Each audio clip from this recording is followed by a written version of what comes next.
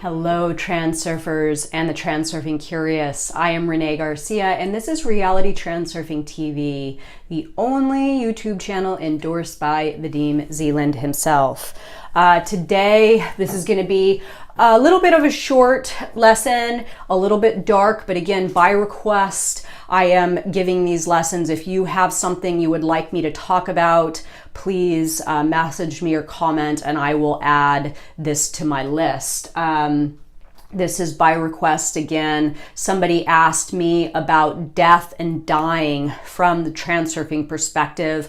I believe the person that asked me has a family member that's dying and wants to know what death is exactly energetically from the transurfing perspective and how to deal with it. So this is a very broad statement, and I know that it's a little bit ambiguous, but I will just state it. We have all created a lot of importance around being alive, and I know that sounds funny because of course we all want to be alive, we don't want to die, but I think that death really is not in our control as human beings, obviously, and that's why we have such an issue with it. That's why we have such an aversion to it. That's why we fear death, and that's why we don't like to see others around us die, right?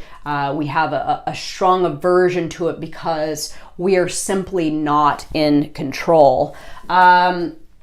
I think that our importance levels in life in general are always being balanced by balancing forces, and most of us have built up excess potential about living, right? Remember that your reality is a mirror reflecting back to you your images and your attitudes and beliefs towards it. So if you are averse to death, which we all pretty much are, we all have that instinctual urge to survive. But if you are averse to death and it upsets you, your mirror is going to show back to you more of this thing. And I think that it'll be more upsetting when people around you start to pass away. So I believe that, we're all going to see a lot of people in our lives die. We're going to see family members die and friends die, and some of us will even see children die and a spouse possibly. So really, I haven't had a ton of experience with death yet. I do know that I have a lot of family members that are older, and I know that it will come in a wave, so I'm sort of conditioning myself, so to speak, to be able to really let go once this time happens. Watching a family member die or be ill is not a lot of fun. I do, again, have some elderly people in my life that I care very, very much for.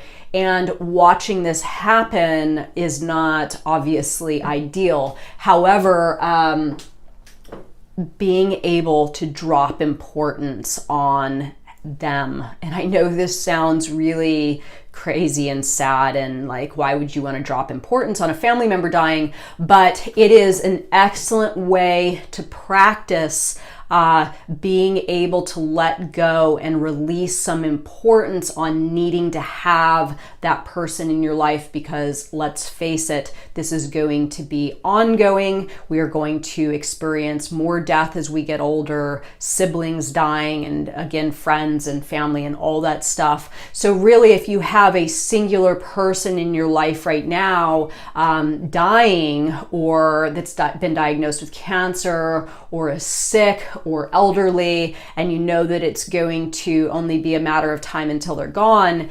embrace this as a learning opportunity to help you with future scenarios. Be a lighthouse for others, right? A lot of times when somebody is dying, everyone in the family is extremely upset, and there's a lot of chaos going on and sadness. and learn to be a pillar of strength, maybe to support some in your family that don't have the strength or the tools of transurfing that you do. So this is what I strive to achieve in, family members passing away. I want to be able to be a pillar for everybody else, because I know that it's going to be devastating to those who do not have some of these concepts to sort of fall back on. Vadim does talk a lot about reincarnation in the Tufte book towards the back. If you have read Tufte, he believes that we can't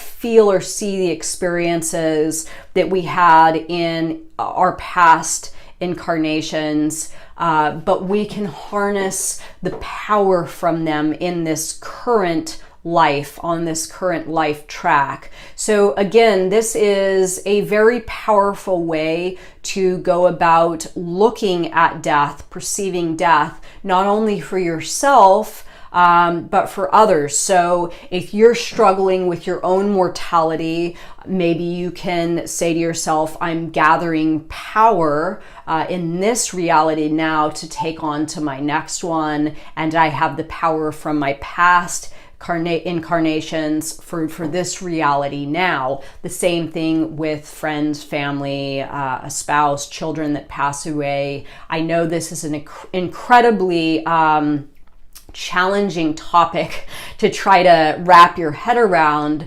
but I think what Vadim Zeland is really promoting in the Tufte book is that energy is just constantly flowing in regards to life and death. You are going to die, you are going to take this energy with you into your next life, where you can harvest it as power for your next reality, your next life, and that you've already gone through it before. You've already died before, right? And you're okay. You're in this reality now, and it will happen again. So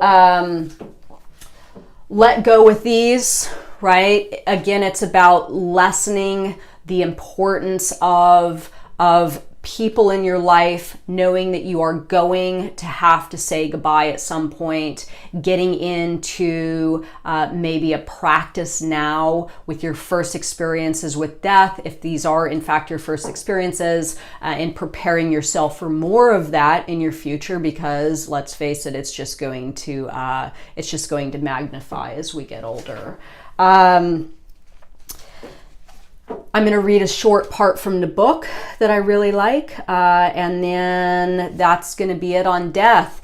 I know I probably missed a lot. Again, positive thinking, if somebody is suffering from maybe cancer or some sort of terminal disease, you can't obviously convince someone to transurf their reality when they are dying if they're not if they're not interested in transurfing. I know somebody said somebody was diagnosed with cancer and they wanted their relative to find transurfing before they die and learn that it's okay. And obviously you don't have control over what information your relative wants to let into their reality, especially as they're dying. They probably don't have a lot of room for learning new stuff, but you can do this for them. You can maintain a high thought quality and affect them. Again, this is frailing, giving another person what they want for you to get what you want. So, go after the situation with the loved one as though you can affect the situation yourself, because you can. That's what reality transurfing is about. So it is very simple. Anyone who declares their right is given it. You literally need to say, I declare my right, I return my power, I acquire the power of all my previous incarnations. Words, however, are not enough. Words are so often empty talk. There is one subtle detail here.